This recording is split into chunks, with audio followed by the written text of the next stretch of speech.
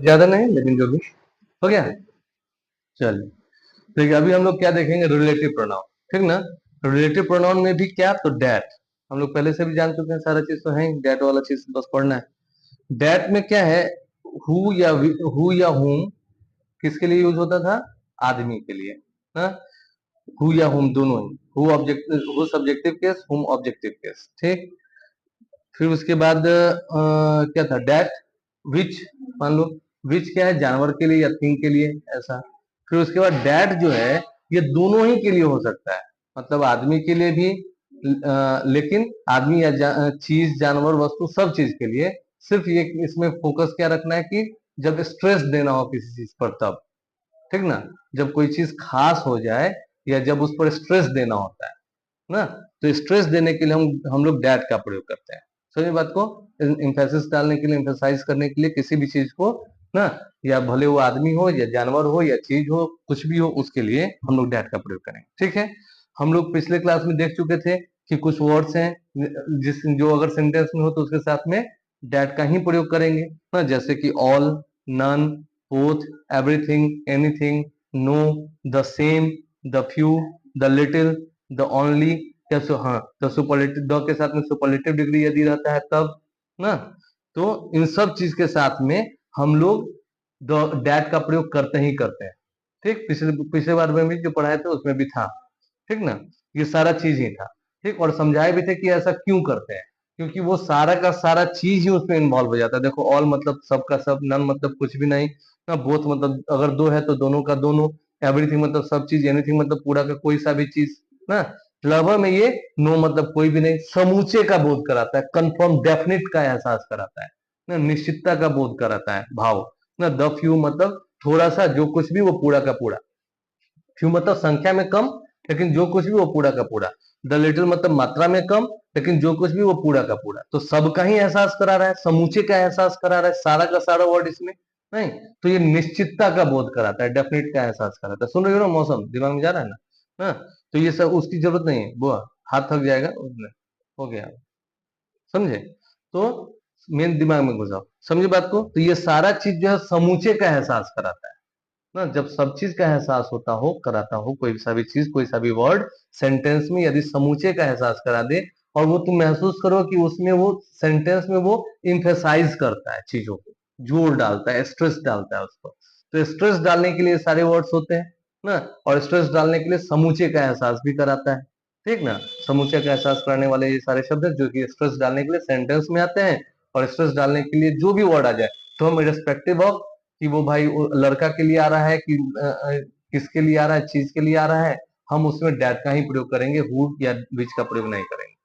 Clear है बात ना। जैसे सेंटेंसेस को देखिए कि she is the only girl that qualified the exam, या वह जो है एकमात्र लड़की है जो कि एग्जाम के लिए क्वालिफाई की है। तो she is the only girl, अब गर्ल के लिए तो हु का प्रयोग होना चाहिए था ना, क्योंकि लड़की है तो she is the girl, she is the girl who qualified the exam, ऐसा होना चाहिए। यह वह लड़की है जो कि परीक्षा पास की है ना, ये क्वालिफाई की है। पर यहाँ पे हम क्या कर दिए, द ओनली मतलब एकमात्र नहीं।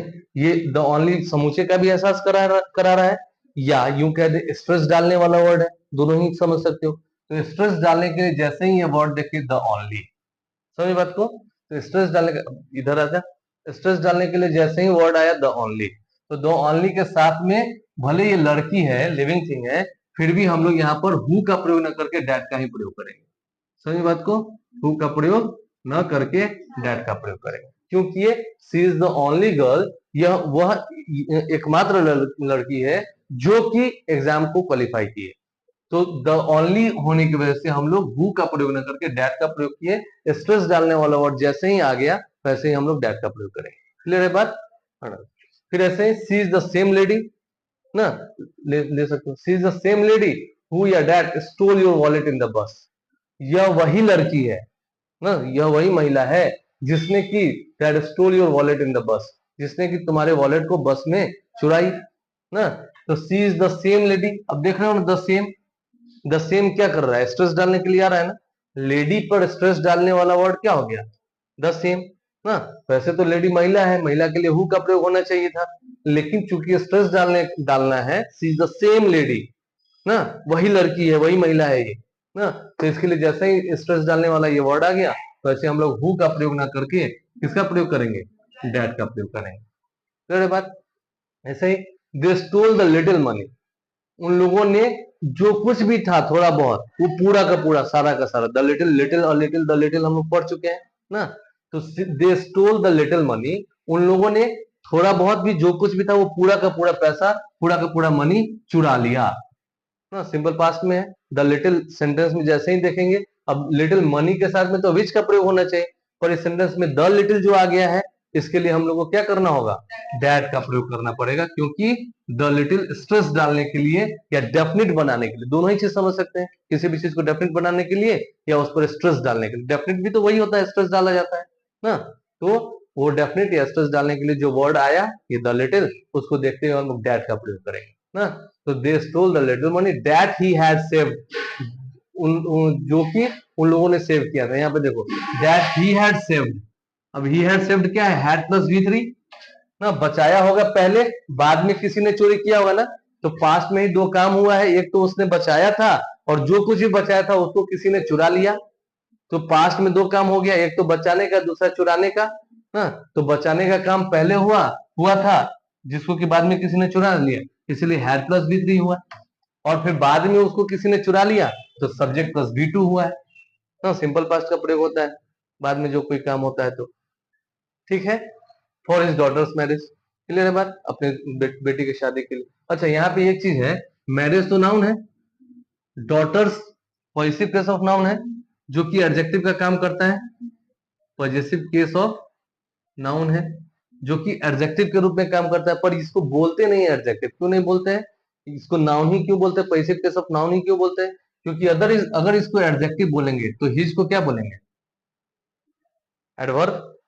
यदि इसको एडजेक्टिव बोलेंगे तो इसको एडवर्ब बोलना पड़ जाएगा, जबकि ये तो एडवर्ब है नहीं। हिज क्या होता है, पॉजिटिव एडजेक्टिव।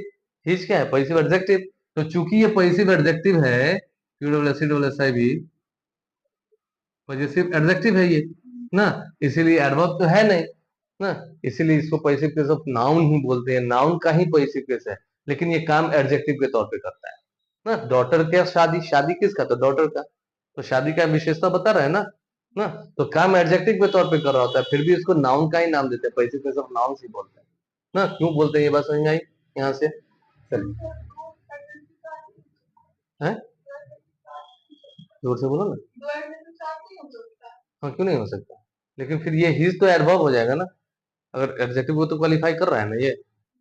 हाँ, Sachin is the best batsman who या that has ever played on this ground, इस ग्राउंड पे खेलने वाला सचिन जो सबसे बेहतरीन बैट्समैन है ना। Sachin is the best batsman who या डैट, क्या डालेंगे, जैसे ही द बेस्ट डाल दिए ना, सीधे बैट्समैन तो कोई ना कोई आदमी होगा, किसी आदमी के लिए हु का प्रयोग होना चाहिए, और जैसे ही द बेस्ट डाल दिए तो इससे क्या हो गया, स्ट्रेस पड़ गया। सचिन सबसे बेहतरीन बैट्समैन जो कि इस ग्राउंड पे कभी भी आज तक कभी भी खेला है ना। तो इसीलिए सब स्ट्रेस डाल दिए या डेफिनेट बना दिए, इसके लिए हम लोग हु का प्रयोग ना करके डैट का प्रयोग करेंगे। क्लियर है बात।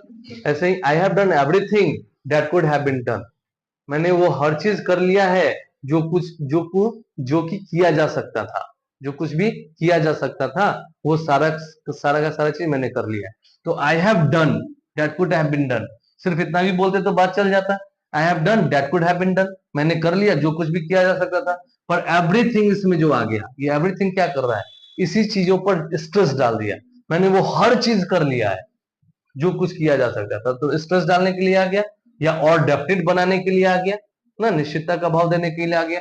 तो इस वर्ड को देखते ही हम लोग विच का प्रयोग ना करके दैट का प्रयोग करेंगे। समझ आ रही है ना बात। ऐसे ही दूसरा सेंटेंस देखिए, I can do anything that can save him, I can do anything, मैं कुछ भी कर सकता हूं जो कि उसको बचा सकता है ना। तो आई कैन डू एनीथिंग, मैं कुछ भी कर सकता हूँ, डैट कैन सेव हिम, जो कि उसको बचा, जो जिससे कि वो बच जाए, जो कि उसको बचा सकता है। तो एनीथिंग देख लिए, स्ट्रेस डाल रहा है ना, तो इसके लिए हम लोग क्या करेंगे, डैट का प्रयोग करेंगे, विच का प्रयोग नहीं करेंगे। ठीक, फिर the few books that I had he stole them, the few books, जो कुछ भी संख्या में कम, मेरे पास जो कुछ भी जितने ही बुक्स थे वे सारे के सारे दैट आई हैड, जो कुछ भी मेरे पास थे, ही स्टोल देम, उसने उसको चुरा लिया ना, तो उसने उसको चुरा लिया, तो द फ्यू बुक्स ना, बुक्स दैट आई हैड, इतना भी बोलेंगे तो काम तो वही, मतलब तो वही है, बुक्स दैट आई हैड, किताबें जो मेरे पास थी, ही स्टोल देम, उसने उसको चुरा लिया। और इसी बात को द फ्यू बुक्स जो डाल दिए, द फ्यू, ये क्या हो गया, उसको और निश्चितता का भाव करा दिया, निश्चितता का बोध करा रहा है, क्या यूं कह दे कि उस पर स्ट्रेस डाल रहा है ना, तो स्ट्रेस डालने वाला जैसे ही देखेंगे तो यहाँ पर the few books which I had, नहीं दैट आई हैड, क्लियर बात। ऐसे ही इज द ओनली मैन, वह एकमात्र आदमी है, दैट या who try to save her, जो कि उसको बचाने का कोशिश किया। तो he is the man he is the man who try to save her, अगर ऐसा होगा, he is the man who try to save her, ये ठीक। लेकिन he is the only man, अब जैसे ही द ओनली मैन आ गया, द ओनली, तब यहां पर क्या आ जाएगा, तब दैट का प्रयोग, बात को ना, ही इज द मैन, वह आदमी है, यह वह आदमी है जो कि who try to save her, he is the man who try to save her, ये ठीक है। लेकिन he is the only man, जैसे द ओनली आ गया उस पर और स्ट्रेस पड़ गया ना, और निश्चितता का बोध आ गया, हो गया, तो इसलिए फिर हम लोग डैट का प्रयोग करेंगे, मैन रहते हुए भी हु का प्रयोग नहीं, डैट का प्रयोग, समझिए ना बात को, मौसम समझिए। He is the only, he is the man who try to save her, ये सेंटेंस है, he is the only man that try to save her ना, कुछ भी रटने वाला नहीं है, हालांकि इतने ही वर्ड्स हैं, इसके अलावा कोई और भी वर्ड आ जाएगा, लेकिन यदि निश्चितता का भाव होगा तो हम लोग किसका प्रयोग करेंगे, स्ट्रेस डालना होगा तो किसका प्रयोग करेंगे, डैट का, नहीं तो हु का, समझिए बात को ना। हो गया, और भी है, हटाना।